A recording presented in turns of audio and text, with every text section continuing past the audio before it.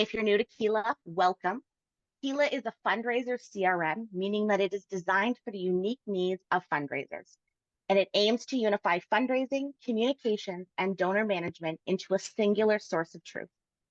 Before I hand off to our lovely presenter for today, Julia, I would like to welcome Alex Price and Catherine Wang from Imagine Canada. Catherine is a product owner with Grant Connect and is going to say a few words about Imagine Canada and Grant Connect before we continue. Catherine, over to you. Thanks so much, Elise. Hi, everyone. Thanks for joining today. As Elise said, I am Catherine, and I'm the product owner of Imagine Canada's fundraising platform, Grant Connect. So Grant Connect is a cloud database platform that charities and nonprofits of all sizes across the country use to search for institutional funding opportunities and to easily identify which opportunities align with their own causes. Most of you will know how much time it can take to find quality funding opportunities, and Grant Connect helps with that by offering curated data on well over 11,000 Canadian foundations, hundreds of corporations and government grant programs, and other funding sources, including international funders. We on the data team actively track funding opportunities and update this daily with information like deadlines, financial information, and giving history. I'm looking forward to hearing Julia speak on the fundamentals of donor journey mapping, as the concepts you'll hear about today can be applied in Grant Connect's pipeline feature. In the platform's pipeline, you can visualize your institutional donors in all stages of your fundraising pipeline, and you can easily track and move them to any stage in the donor journey. My colleague Alex and I will be in the chat throughout the presentation if anyone has questions about Grant Connect. And if you want to talk funding data or anything Grant Connect related, feel free to reach out to me at cwang@imaginecanada.ca. So thanks again, and now I'll hand it back over to Elise. Thanks so much, team. I apologize for that. I had a little bit of technical difficulty there. Thank you so much, Catherine, for that great introduction. I've actually used Grant Connect myself when I was fundraising. So thank you for the work that you do, because I have personally benefited from the accessibility that Grant Connect offers. Should you have any questions during the presentation that you would like Julia to answer, please enter them either in the chat box or in the Q&A section, and we will get to as many as we can at the end. Speaking of the chat box, please remember to select everyone when you type, so all of our guests today can read your comments and questions. Finally, this webinar is being recorded, and you will receive access to the recording probably before the end of the week. Now, finally, I am very excited to welcome our expert speaker for today, Julia Devine. She is the co-founder of Relatable Nonprofit. In the summer of 2023, her and her partner, Catalina, decided to create an Instagram account to bring laughter and joy to those involved in the nonprofit sector. With years of experience as employees, funders, and consultants, they understand the emotional strain that comes with nonprofit work. Their account became a way for them to cope with these challenges, and to their surprise, it resonated with many others who felt the same way. Me. The overwhelming response they received led to the creation of a vibrant community of change makers who believe in lifelong learning, vision and execution, and wellness. Together, Julia and Catalina continue to uplift the nonprofit community, providing tools and resources for personal and professional growth through Relatable Nonprofit. I am thrilled to have you join us today, Julia, so please take it away. Thank you so much. Hi, everyone. I'm Julia. I'm going to start by sharing my slides and we'll get started. So today we are talking about one of my absolute favorite topics, and that is the donor journey. And Elise, I just want to make sure we can see my slides. We're looking good. They look fantastic, Julia. You're good to go. Excellent. Okay. So we are talking about the donor journey and mapping that for nonprofit organizations with the goal of strengthening your relationships with donors and institutional funders. And this is one of my favorite topics because it touches so many areas of not only your development program, but also the marketing, the communications, and a lot of the program work that you're doing. So this is really an all hands on deck kind of topic. So whether you're a fundraiser, you're working somewhere else in your nonprofit organization, this is going to be something that you can relate to and learn from with regards to how you're raising money for your cause. All right, so just a quick agenda for today. We are talking about what is the donor journey. It's a little bit different for everyone, so I want to make sure that we have a clear definition of what we're talking about. We're going to run through the elements of an excellent donor experience. They're simple, but they are very effective. And then we're going to talk about two of the key exercises that I like to recommend to our clients when we are working on creating these donor journeys and mapping them out. These are going to be developing donor personas and target audience, and then mapping high converting donor journey funnels. So I encourage all of you to have a notebook out with you or some way to take some notes.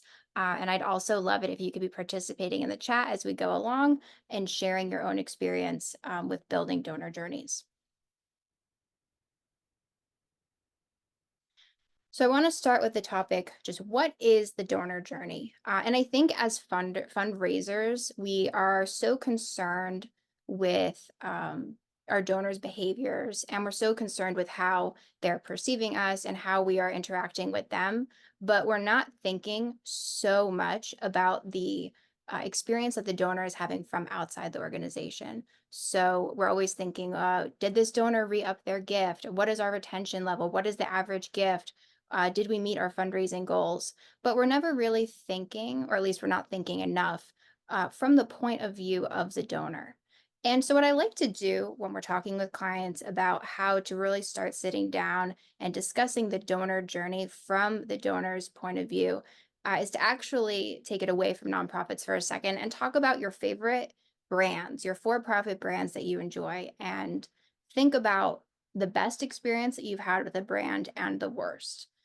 So two recent examples that I like to use is that I have a particular skincare brand called Osea. It's in Malibu, California. They have just the best skincare ever, and I love them. And they literally could probably get me to buy anything that they put out because of the branding experience, the customer service experience, the quality of the products, and their presence online, and their presence sending me mailers, and their presence in my email. And so what they've been able to do since I discovered them 2 years ago is build this very strong relationship with me as a customer by always being very on point with their messaging, with creating a great customer experience, with being felt that they actually care about the customer that they're serving with the kind of products that they're putting out. So when I think about an excellent customer experience or customer journey, I think about Osea. I'm curious if any of you have a favorite brand, if you want to pop it in the chat that you love, that you're religious to, that you buy from them every year because you know that that experience is always going to be top notch and you come back to them again and again. On the other hand, I know all of us have, in recent memory, I'm sure, a bad experience with a brand. Maybe you made a purchase and it came broken, or it came late, or you didn't receive what you asked for, or they messed up your address, or they messed up your name when they were sending it to you. All of these little things that when you received whatever it was that you ordered, you shook your head and you said, oh, I'm not going to shop from them again. This isn't what I asked for. This isn't what I expected. They didn't deliver what they were promising. So let's see, I see a couple of things in the chat here. Okay, cool. So those are the kinds of things that we want to think about for donors. Do we want them to have this experience where when they see your brand popping up in their email, when they see you on social media, when they've given a donation to your organization, that whatever happens next, whether it's a thank you email or a thank you note, or they see something posted online, they say, wow, I'm so happy that I support this organization. They always deliver, they always come through, and it makes me want to give again and again and again. And you definitely don't want them to have the experience of this sort of, just over-promised and under-delivered. So as I said in the slide, the tenor, the length, and the strength of that relationship with those donors is going to depend on you.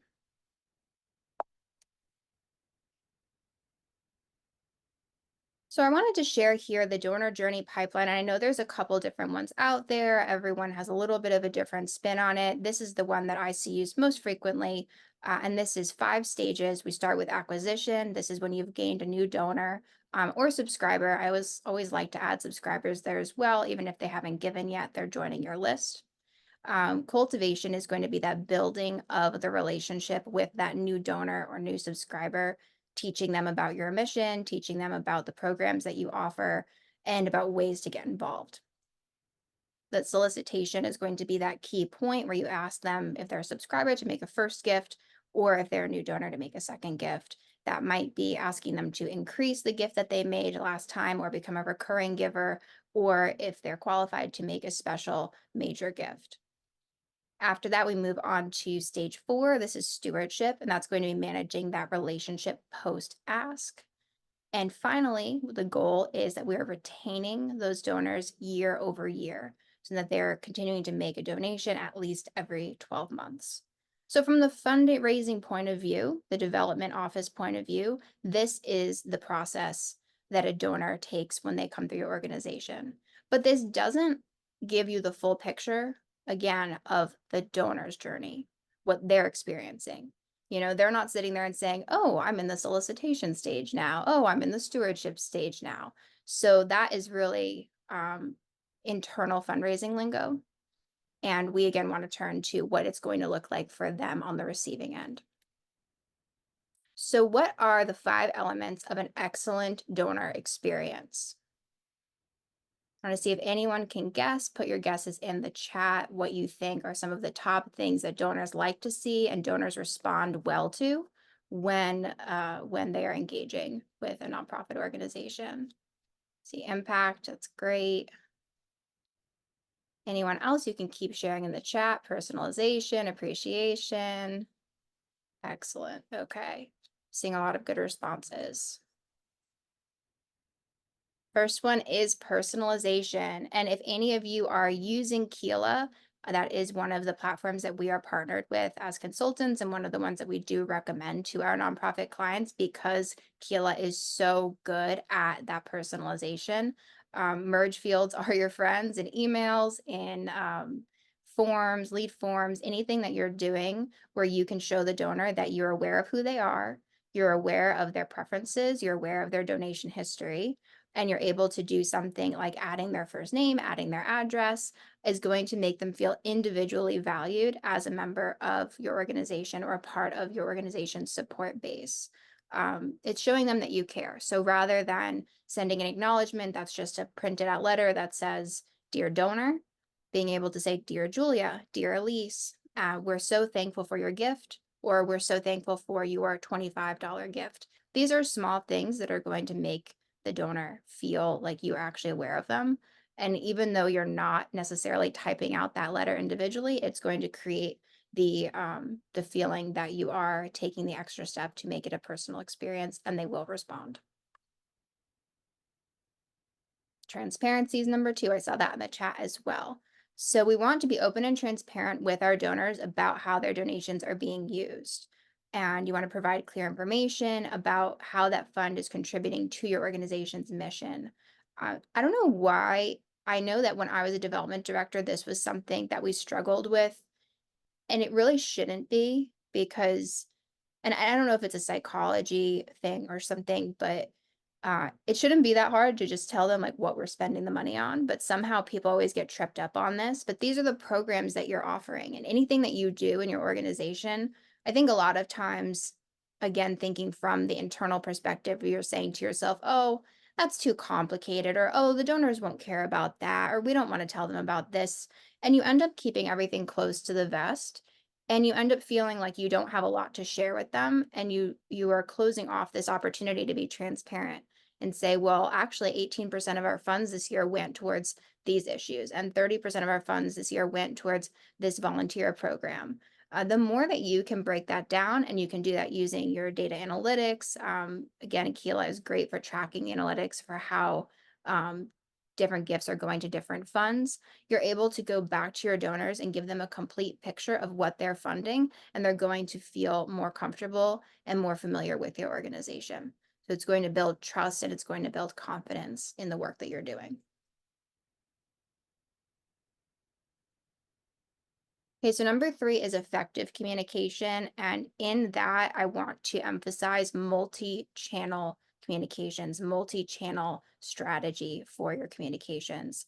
That means that you are reaching your donors and your support base, not just through the mail, not just through one social media channel, but also through email and also through phone and texting and any other things that are at your disposal. I don't recommend going out on every platform just because you can, but doing a little bit of market research, understanding what demographics are supporting you, what their age is, what their affinities are, and where they usually show up, whether that's online or through direct mail or through your website. You do want to make sure that you are reaching your donors where they are so that you can keep them informed about your achievements, your challenges, and future plans. This also means having a plan for how you're going to be communicating through the year. And if that's not something that you've done before, it doesn't have to be very complicated. For startup nonprofits that I've worked with, we will literally sit down at the beginning of the year and we will say, okay, there's 12 months. We need to send one communication a month. So if you're a very early stage of developing out your program, say in January, we are going on Canva and we are going to make Happy New Year postcards. We are going to send those to our donors. And I've actually done this very effectively with a few clients. And then in February, we're going to send out a mailer and it's going to be printed. In March, we are going to send out an email campaign. And if that is your bandwidth and that's what you can do at the early stages as a startup nonprofit, that's fine. But having that plan and holding yourself accountable to sending things out and eventually saying, okay, we're going to implement a once a month email newsletter and we're going to implement weekly posts on Instagram. The more that you can hit those consistency goals, the more regular your communication with your donors is going to be, and they're going to know that they can rely on that, oh, it's Wednesday, I'm going to be getting my weekly email from this organization. That's something actually I would love to ask about. How many people do you feel, going back to communication, how many of you feel that you have a strong communication plan in place at your organization? Do you have guidelines and consistency for your organization to be sending a weekly or a monthly newsletter, or doing social posts on specific days of the week? Or is it something that's a little bit more ad hoc right now? Yes, but it can improve. Yeah, ad hoc. No, I'm developing. Yeah. So the ad hoc, like I'm saying, you don't need to be very complicated. When you hear, oh, we need a big communication plan, a big strategy, it sounds overwhelming, and then sometimes you don't want to do it. Just coming up with once a month, what are the requirements going to be? And if that's 4 social media posts and 1 email, that's excellent. That's better than nothing, and that's better than being all over the place. Okay, great. So the more that, yeah, I love that one. Another department handles that area. So that's the cool thing about donor journey specifically, is that you're not just keeping this in the fundraising department. And if you believe that, that's something that your organization needs to come together about and change, because donor journeys are not just handled by development. So you also want to be roping in your marketing team, your communications team, and bringing in senior leadership if you need to make that happen. Because I've seen this in organizations where they have one database for like press releases and newsletters and another database for donors. And that means that you're siloing out the communications that your donors are receiving. Okay. All right, so then we want to talk about gratitude and recognition. You can never thank your donors enough. And I know we hear that all the time, but it's always important to keep saying that and keep remembering that, that you want to express the sincere appreciation for your donors' contribution. So you want to have as robust as possible an acknowledgement system, including if they're donating online, you want to make sure that they are getting an automatic receipt, an automatic thank you email that comes after they made the gift. That's great for confirming. If you think about ordering on Amazon or ordering anything online, if you did not get an automatic email right after, you'd be a little concerned, did my gift go through? So we want to make sure that we're confirming each activity and then going from there to send out perhaps a standard letter if you do something in the mail. I know people are moving away from that a little bit if it's below a certain gift level. And then if something is above a certain gift level, let's say $1,000 or more, that they are getting that extra touch, you're going that extra mile. I like to do 1,000 plus to get a handwritten note from your executive director or someone who's writing it on their behalf. You can also acknowledge them in your newsletter. You can acknowledge special donors on your website with their permission. And you can also offer them exclusive access to different events. And this is going to create a sense of pride and community. We've seen online in the last several years how social media is creating these online communities, these niche sectors of people from all across the world coming together over issues that they care about. And they're showing up in those communities every day. So you're creating these champions that want to go out and support your cause and participate with you online. So there's not a wall between you where the donors are on one side and your organization is on the other, but they're walking hand in hand with you. And you are going to give them permission to do that by continually giving gratitude and recognition for their support. And then we want to talk about giving them engagement opportunities. So beyond just giving, we always want to talk to them about other ways to get involved. And that's something else that I see a lot of development directors doing. They're just thinking, this is a donor, is a donor, is a donor. And we're not thinking of other ways that that donor might like to give their time or maybe give their network or give referrals to your organization. There's other ways that donors can be leveraged and may want to participate with your organization. So after they've given, and I'm going to talk a little bit in a later part of this presentation about building these funnels, but after they've given, we might want to hit them with a couple emails about thank you for giving. Here are other ways that you can support. You can come to this event. You can sponsor a table at this charity event that we're doing. You can volunteer next month and this date. We're doing a cleanup, an environmental project, and just giving them access to other things that are going to make them feel more involved. So don't feel like you need to treat your donors like they're one segment and your volunteers and whoever else is like they're a different segment, because these populations can be very mixed. And it helps donors transform from just a donor into an active advocate for your organization again. So we want to bring them into the inner circle. They're giving, but that money is just the beginning of what they can give. Okay. Okay, so those are the 5. Now we're going to talk about mapping the ultimate donor experience. So there's 2 ways that I like to do this, and this is donor personas and journey funnels. So donor personas you might have heard of before. This is essentially developing avatars for your team to answer some questions and create like characters that stand in for your donors. And it's going to help you answer questions like, why do my donors give? How do my donors like to give? Do they like to give online? Do they like to give through the mail? Depending on their age and their location and other demographic data, that's going to differ based on the kind of mission that you have. That's going to differ. How do they like to receive information? And how do they like to communicate with my organization?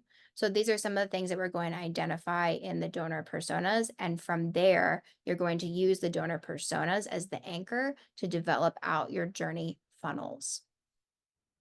And journey funnels are going to be built out as personalized, preferably automated experiences for donors and subscribers who take specific actions in relationship to your organization. So some of the common ones that you've probably heard about, but you may or may not have implemented yet at your organization are things like sending welcome emails to new subscribers, sending a thank you email series to new donors, and automatically subscribing foundations and major donors to receive your newsletter. So we're going to start with your donor persona. I do encourage you to take notes of this section and start writing down things that you know off the bat that define your donors as niche from the rest of the general population. What are things that you know historically about your donors? And so this could be, what age do they tend to be? What gender do they tend to be? What is their location, their education level, their career? We want to talk about their interests, their affiliations, their hobbies, even if these don't necessarily relate to your mission directly. There might be a synergy between certain activities that they do in their personal lives and volunteer activities that make them more likely to donate to causes like yours. And then we want to think a lot about their hopes, their dreams, and their fears. What do they hope to achieve by supporting you? Why are they giving to you? And so when you do this activity, it might be hard to sit there with a pen and paper and say to yourself, okay, I know one donor, and I'm going to write down everything about her. What I actually recommend that I think is very successful is reaching out to some donors that are already supporting you. And you can just send them an email, and all you say is, this is so and so. Thank you so much for supporting our organization. We are working on improving our communication strategy to bring the best information to our donors. And to do that, we would like to have 15 or 20 minutes of your time to survey you with a few brief questions about yourself that'll give us a better understanding of our donor base. So I would go into your donor records and maybe send an email out to 100 of the donors that you know who have been pretty consistent, have come back and given to you year over year. You maybe have a relationship with them from volunteering or from attending events, and ask them for 15 and 20 minutes of your time. And this is also something that for-profit businesses will do to get a better sense of who their target audience is. And this is really a special experience. It's also a solicitation, not a solicitation, but an engagement or cultivation tactic where you're getting 15 or 20 minutes on the phone with your donor. You're obviously not going to make an ask for a donation at this time, but you're just going to get in front of them and you're going to ask them some questions. So you can develop them out further than these. You can ask them, why did you first get involved in supporting our organization? What inspired you to give? Why do you continue to support us? What are some things that are true about us that make us an organization worthy of your support? These sorts of questions, their responses are going to start guiding you in the kind of messaging that you're putting out. So if their donor after donor is saying, "Oh my God, it's your volunteer program. Your volunteer program is just so incredible. It's so impressive. I've seen the work that your teams do a day after day, year after year, and I'm just blown away by it. And I want to keep giving to support that incredible program." Or maybe it's an internship experience that you sponsor or scholarships that you provide. If certain things keep coming up about your donors, or if everyone is saying, "We just love your emails," and no one is saying that they follow you on Facebook, then you're kind of getting an answer that your donors really love the email experience that you're providing. And Facebook is okay, but that's not really where they're showing up online. And therefore, you might start channeling more resources towards creating an even better email experience and moving away from putting so many resources into Facebook, for instance. So, some tactics for running these interviews is you want to send them a Calendly link or whatever link you use for a calendar to sign up and schedule a time to meet with you. And if possible, and if the donor gives permission, recording the conversation so that afterwards you can go through the transcript and you can highlight key pieces of information that they share with you. I recently did this for a new product for a training program that we are rolling out for nonprofit consultants, and it was hugely helpful in helping us understand the kinds of target audience that we had and that we were trying to appeal to attract our ideal customer. So I highly encourage doing these interviews to develop your donor personas. Okay, not legal. Yeah, okay. And then for subscribing, yes, of course, you would have a subscribe button to subscribe them if they've given permission. Thank you for sharing that. Okay, now you know who your donors are. How are you engaging with them? Start by tracking potential journeys on a map. So I'm going to share here the map that of a potential organization and a couple of different ways for people to get involved. So you can see here in green, perhaps they have seen something from your organization on the first time on Instagram. This leads them to visit your website, subscribe to your email list. Now they're a part of the orbit of your organization. And because of the emails that they receive after subscribing, they are going to make a donation. So that is one journey right there. The same thing might happen if you're posting on Facebook, they visit your website. You want to make sure, this is very important, that the subscription form it on your website is actually connected to the CRM that you're using. So if you're using Keela, you want to make sure that that form is embedded properly on your website. I have seen a lot of times that nonprofit organizations, they set up their website a couple of years ago. They know that they have a form on the website, but they've never actually checked that that was connected properly to their CRM or wherever they're storing their donor information, or their email marketing system if you're using something separate from Keela or whatever CRM you're using. So you do want to make sure that that's connected and that you're tagging these donors properly or these subscribers as they come into your system. So I do encourage you all to go check that, because a lot of times it'll just be going to an Excel spreadsheet that is not connected. And that means that from this website visit to your organization, they're going to get lost right here, and that donation is never going to occur.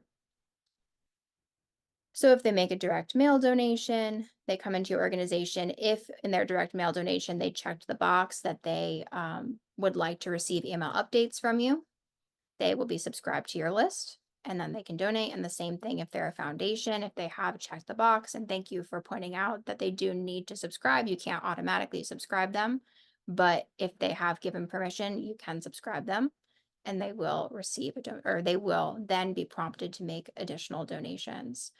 Something that you might want to note, and we'll get into this a little bit, is that you might treat foundations or major donors a little bit differently.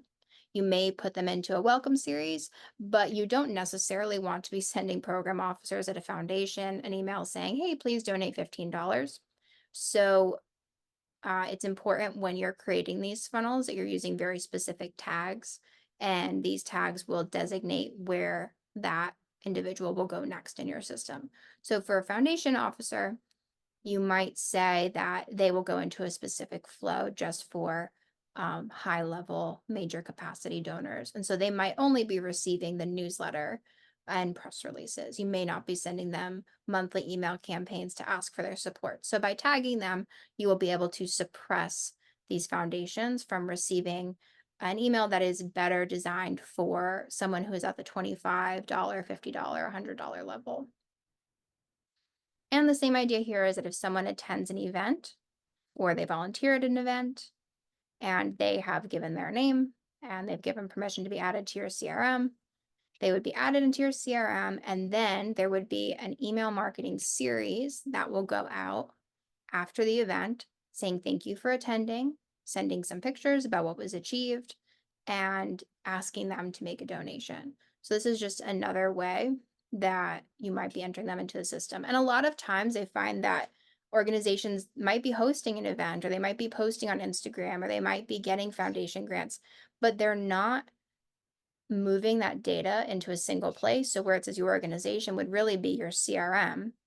And if you're not housing all of that information in a central hub, you're missing opportunities to continue to engage these people.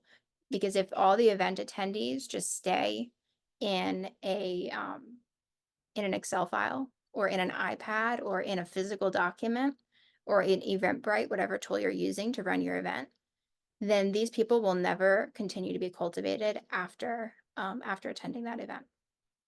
The same thing with people who are visiting your website and not getting onto your subscriber list. So building the donor journey and building these donor funnels is all about creating streamlined, automated, end-to-end connections for your donors to move through in these mini funnels, depending on what kind of action they're taking.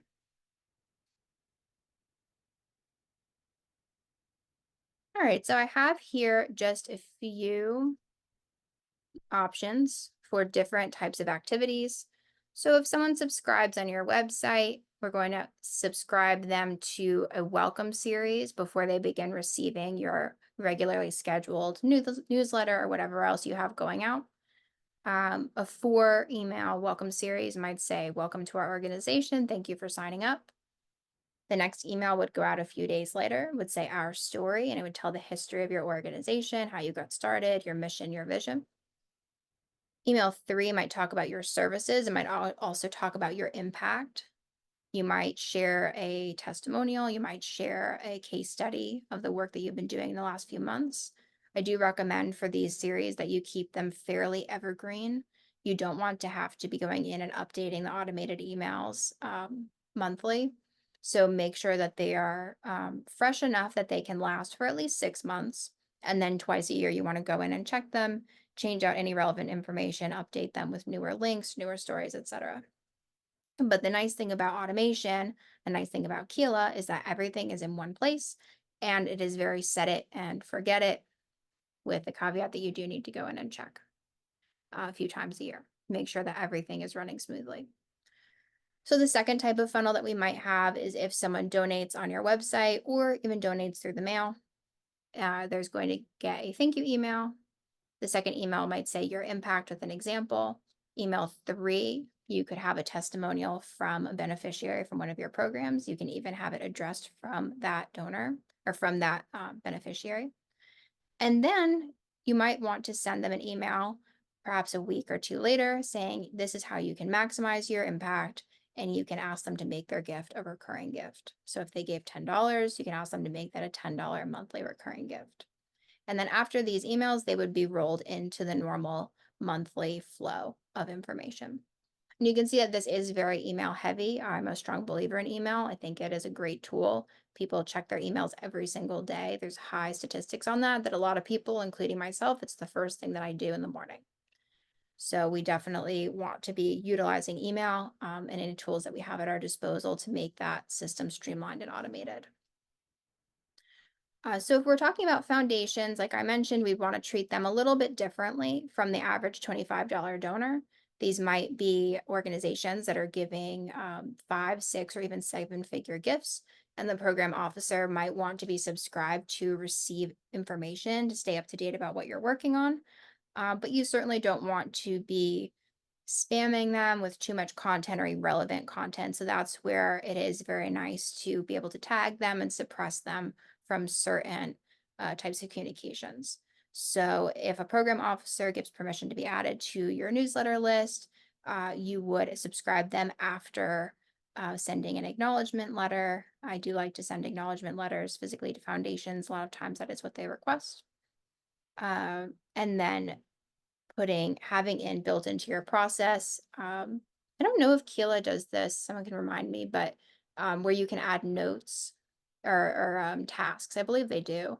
So you can have a task assigned so that someone will be notified, hey, this foundation grant was received. We need to do a handwritten note to the program officer or point of contact there. And the same idea, if you have event attendees and you're adding them into your database, afterwards you might email them, thank you so much for joining. And here's an email about your impact with pictures. So that is going to close the loop on that event. And it is going to help them to understand what was achieved by participating in that event. All right. So we're getting done a little bit early here. I'm hoping that we have a lot of questions we can chat about. I will stop sharing my screen in a second. If you do have any questions for me personally and you'd like to email me, you can reach us at support@divineparker.com. You can also follow us on Instagram at relatable_nonprofit. Thank you so much, Julia. That was really fascinating. It actually ties in really, I'm really excited about it because it ties in really well to some questions we've been getting recently about how to set up our pipelines tool. So I'm really glad that you went through some of that because it really gives me some additional information to be able to share with our customers. So thank you for that. We do have a few questions. So actually the question that I wanted to bring up right away because we just finished it was about the last slide that you were looking at on donor funnel mapping. Angela wants to know how far in between each of those emails would you wait, or how frequently would you send those kinds of emails? Yep. So again, we'll go back to the donor personas. I would say that that's a question you might want to ask a couple of your donors. How often would you like to hear from us? And if a few people are saying, oh, once a month is plenty, then you know that you don't want to be hitting them 2 or 3 or 4 times a week if you hear that across the board. However, usually when I'm setting up a welcome series, especially if it's right after a gift, if my ultimate goal is to hit them with a second maximize your gift with a recurring gift, you do want to keep them fairly close together. So I would say if it's after a donation, first email is a receipt that goes immediately. then they're enrolled in the welcome or the thank you series. Then they'll get an email saying thank you for your gift. That might come an hour later. Then you might wait a day or 2 days for that second email to go out that says, here's the impact of your gift. Then a day, 2 days, 3 days. But you want those emails to go within a week and a half is what I would do if it's going to be a 4 email series. And that way they're continuing to see different emails and they're reminded again and again and again of the gift that they made. Absolutely. That makes perfect sense, Julia. Would you mind throwing up your contact information slide again? One of our guests, Mike, is just asking if we can share it in the chat. Sure. So if we can throw it up, either Chelsea or I can just type it over, or they can grab it from there. That's great. Thank you so much. Absolutely. We got a lot of pre-submitted questions specifically about AI. And Deb asked, is there a role for AI in a donor journey mapping? And do you have any insights on implementing AI? Interesting. So have a love-hate relationship right now with AI. I have been using it. I use Copy AI, and that runs on ChatGPT 4. That's just, a chat, what do you call it, language modeler. And at the most basic level, when I'm working, I'm deep in flow, writing a lot of emails for my clients or for our customers.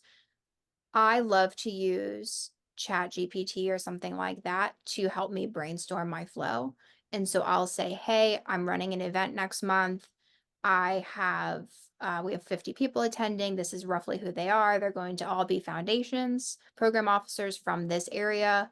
And I would love to have emails set up afterwards that communicate to them this, and this. Can you please, you have to be very polite with your chat.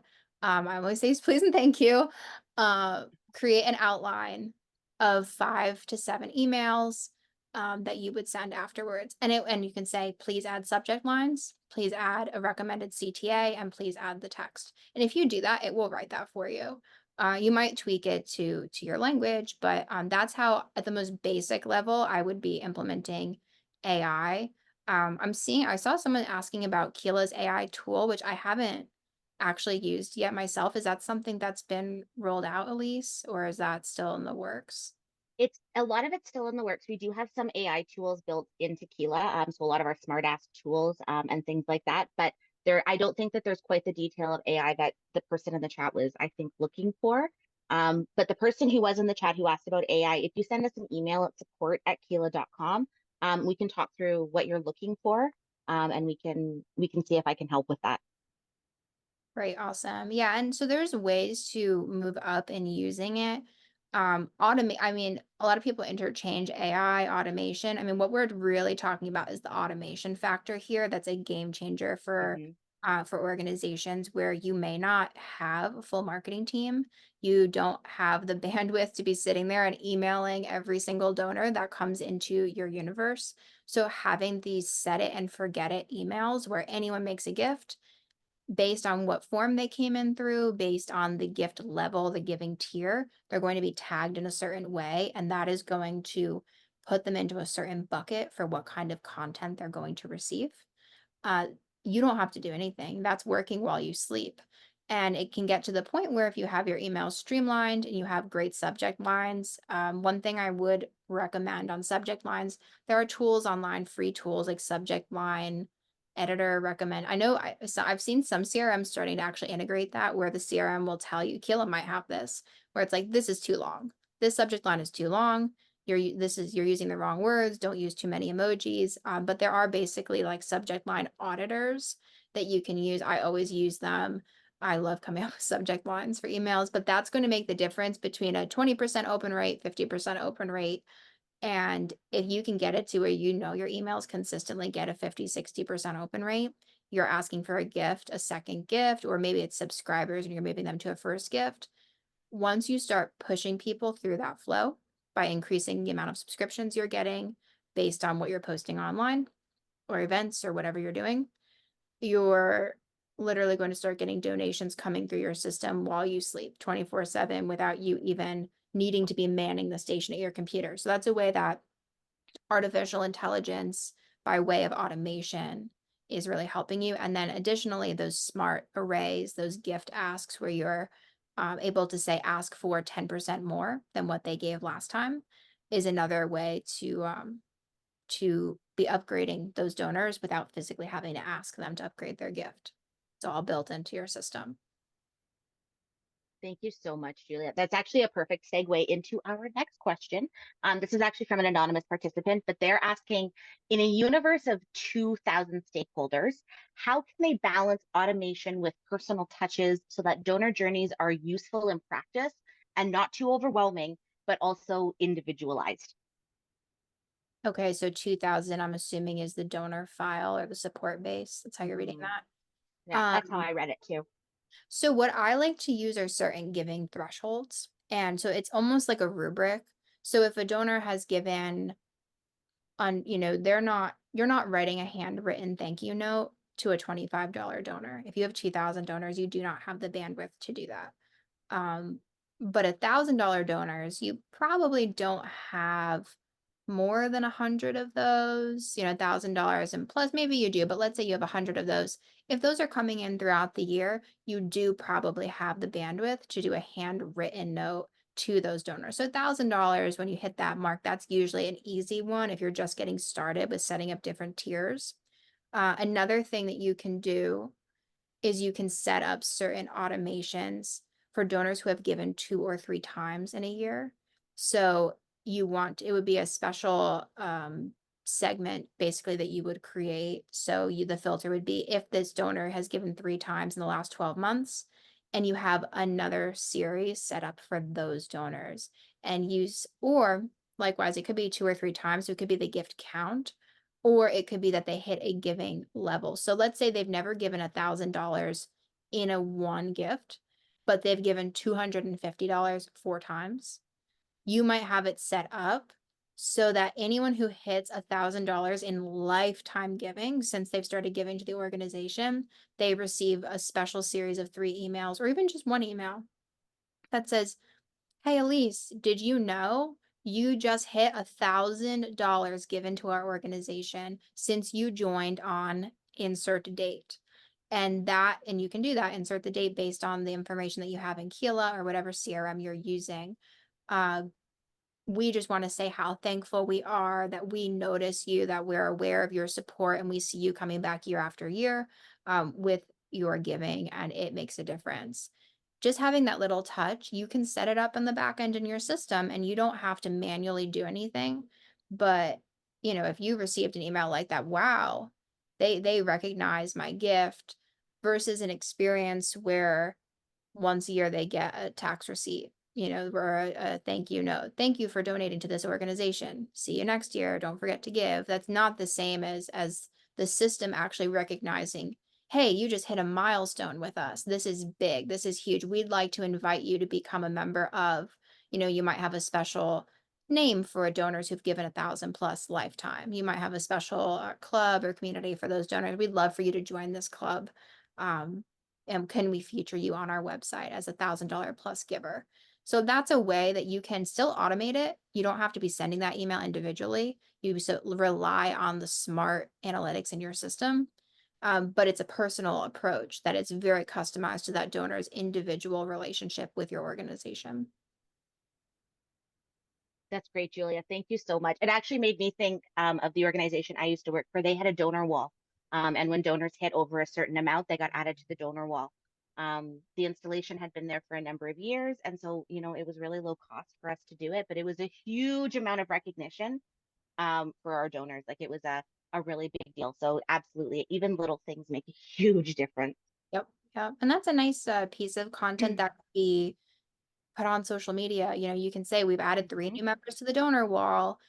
So thinking about ways to also recycle content or channel it into your multi-channel strategy is going to be very effective. Absolutely. That definitely feeds into Rachel's question about how to handle repeat donors in regards to sending them emails. And how do you change the letter content? Is there anything else you'd like to kind of add based on what you've already said about this topic? Yeah, that's one I've struggled with in the past, right? Because you don't want to put that donor back into that same series. So what I've set up, I will set up different series. So I'll have a new subscriber. So they've never given, but they're a new subscriber. That will be a welcome series. I will have a first time donor series. And that would be for a donor who's given once their first time, that's a welcome series, but you can set it, it's going to be a little different on any database or CRM that you're using, but usually you can set it to not repeat enroll. Mhm. And that way, that if that donor gives again in 3 months, they're not going to get all of the same emails, but you might have another series set up. It's like for when donors have given 3 or more. So then they would get another email saying, hey, you're on fire. You've given 3 or more gifts to the organization. Just wanted to touch base with you and say thanks. So you can set it up for different tiers. Do not overwhelm and stress yourself out by trying to hit every single possible scenario. You're not going to be able to do it. There's always going to be that black horse outlier that doesn't fit in any of your columns. That's okay. Eventually they will. So if that second time donor doesn't get that full welcome series or thank you series again, that's okay. But when they hit that milestone, of reaching $1,000 or whatever that milestone is, they'll receive emails then. And remember, they're also receiving your monthly newsletter or your end of year campaign and things like that. So they're still in the loop in other ways, but don't overwhelm yourself trying to account for every possible scenario because then you're just gonna get overwhelmed. That's good advice in life, Julia. Yeah, I take it myself, but Yeah. No, good advice in life. It's playing into that wellness piece that you guys focus on, right? yes. Rob is asking, is a donor journey equivalent to setting up UX for a website? Interesting. User experience for a website. I'm not a web designer, so I don't want to speak out of turn on that one, and say something that might put my foot in my mouth, but the idea of creating a user experience, yes, like when you're building the architecture, like you're doing the wireframing of a website, you want to be thinking about what that feels like for the person who's using the website, right? So you don't want to bury the subscribe button somewhere on like a page in the back that's really hard to find. You want to make it like a very easy board game where I know there's certain like donor psychology or just website psychology where you put the green donate button on the top right because that's where they're going to look, and I think eyes go like this on the website. There's like in the 7 shape, right? Yeah. So there's all those little tricks, and that same thing does happen once they've subscribed or they've followed you or other things like that. So it's similar. I think it's a part of the same thing, but definitely having your website optimized for donors to take the actions that you want them to take is really important. Thank you for that. Before we finish, this was asked a couple of times in our pre-registered questions or pre-submitted questions. Do you have any advice for creating a donor journey when you're asking a larger business or corporation to contribute to your organization? Okay, so if it's a foundation or it's corporate sponsorship, I would say in that case, you're relying a little bit less on mass marketing tactics and a little bit more on a sort of a more traditional moves management plan that is going to, and I haven't worked a ton in corporate sponsorship. So again, I don't know all the best practice there, but in terms of working with foundations, I was a grant writer originally in my first job. So what you would do with foundations, you might work through the first thing you would do with the foundation, I don't know actually what the tax form would be on your guys' side, but I know in the US it's a 990 form. So the first thing you would do is you go to their 990 and you would figure out, does this foundation accept unsolicited requests? If they do or they don't, you might find contact information for them, call them up and see if you can submit a letter of inquiry. That would be the first step. If they approve you into the next step, then you go and you move through their process.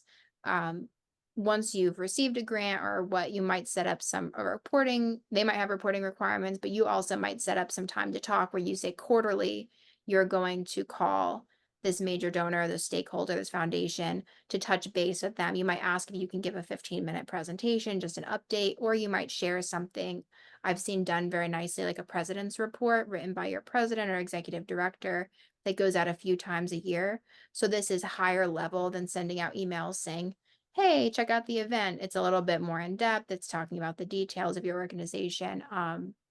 That those are going to be more one-on-one personalized, and you are going to be spending more physical time working on those. You're not going to be relying on just email marketing for those kinds of high-level potential donors. Absolutely. Thank you so much, Julia. As Alex has just listed in the chat as well for our Canadian folks that have attended the session today, you can find out a lot more information about Canadian grant applications, foundations, all of that kind of thing. And I think even there's information on Grant Connect about corporate grants as well. And you can access that through Imagine Canada and through Grant Connect. The link is right there in the chat, but you can also Google it and it comes right up. I'm a big fan of using my Google. Thank you so much, Julia, for attending today and for giving us so much important information about really how to engage our donors. It's really, really appreciated. Thank you to all of our guests for coming today and for joining us. You will receive a recording of this close to the end of the week. And you'll also receive the slides as well from Julia. If you have any additional questions, please feel free to reach out to her at her contact information. There'll also be a short survey that will pop up right after this session. If you could take about 20 seconds to fill it out, that would be great. It really helps us to hear your feedback about what worked and what didn't. So I really hope that you'll fill that out. Our next webinar is coming up on May the 16th, 2024, and it is actually on grant writing. So please come and join us for that, particularly if you ask questions about corporations, grants, foundations. We hope that you'll check it out. I don't think that the link is quite available yet, but keep an eye on your email for an invite, and those will be going out really soon. I hope you all have a truly lovely day, and I look forward to seeing you in the future. Thank you all for attending. Thank you again, Julia. Have a great, great day, everyone. Thanks all. Take care. Bye-bye.